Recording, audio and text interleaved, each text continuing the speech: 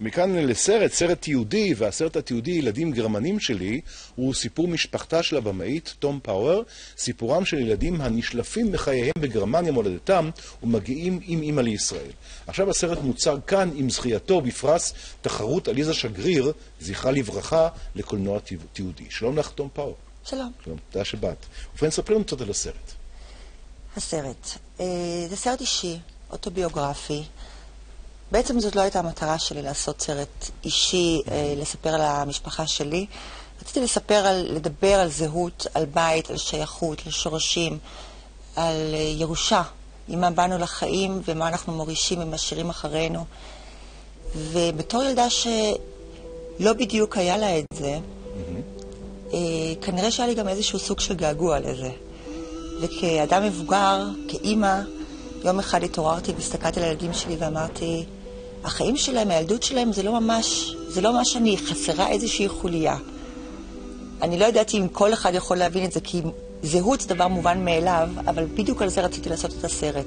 זה נשמע קצת אבסטרקטי. אולי נראה קטע, ואז נמשיך. הנה.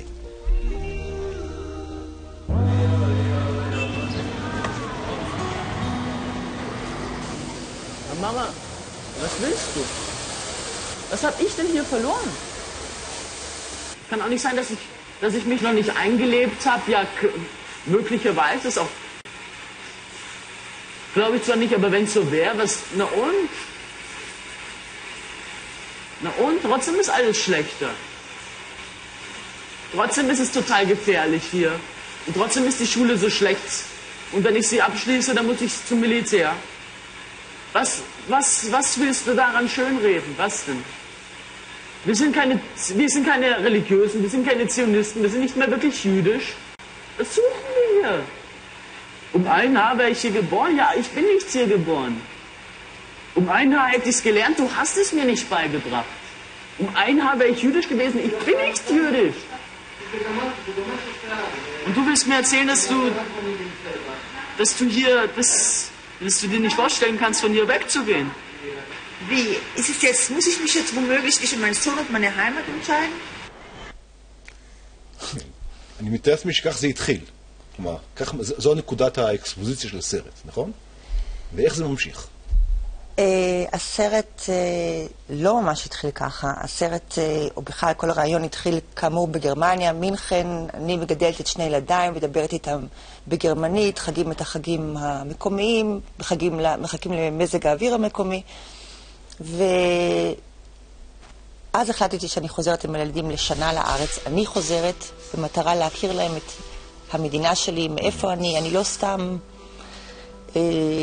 זה היה מצחיק, אם היו קוראים לי, גוררים אותי תמיד לסלון, שאני אבוא לראות כתבה בטלוויזיה כשהם רואים בחדשות משהו על ישראל, שבדרך כלל זה לא כל כך היו דברים נעימים. איך את הגעת הנה? אני גדלתי פה. כן. אני נולדתי פה, אני גדלתי פה להורים מקסימים. אבא היה נחלאי בקיבוץ יטבתה, אמא הייתה מתנדבת בקיבוץ יטבתה, שבחרה לבוא לארץ, אם אפשר לקרוא לזה כדי לכפר על חטאי אבות, להכיר את ישראל יותר קרוב ובעיקר להוכיח שיש גם צד גרמני טוב. אבל כשדיברתי על ההתחלה, הנה ראינו כאן את השאלה של הילדים. ומה התשובה? זאת הייתה שאלה אחרי שהיינו פה כמה חודשים, והוא הבין, אוקיי, אמא, הכרתי את המדינה, נחמד לי פה, אבל עכשיו... נחמד לא הייתי אומר, אבל... הכרתי, עכשיו חוזרים הביתה. ואז באמת אני הבנתי שאין כמו בבית. ועמדתי בפני דילמה, האם לחזור איתו לגרמניה וכל המשפחה, או להישאר בארץ ולהמשיך כאן. אז זה בדיוק היה בנקודת C של הסרט, פחות או יותר. כן, אז אנחנו לא נגלה כמובן. לא נגלה שום דבר, אלא רק נראה את השאלות ונראה את הדילמה. נכון? והסרט הזה מוצג מתי ואיך? הסרט הזה מופק עבור ובזכות יס דוקו, ושודר החל מתחילת שנה הבאה, הקרובה. ומה התוכניות הלאה? סרטים. אני מבין שאת נמצאת ברעננה, נכון? אני גרה ברעננה. ושם עושה סרטים, כן? זה סרט ראשון, איך ספר לנו קצת על העבודה שלך. זהו בהחלט הסרט הראשון שלי בארץ. אפשר גם להגיד שזה אפילו הסרט הראשון שלי מאוד אספקט, שזה הסרט הארוך, באמת, ראשון שלי, כי סרטים בדרך כלל בסדר גודל של 50 דקות, 50 ומשהו דקות, זה סרט באורך מלא.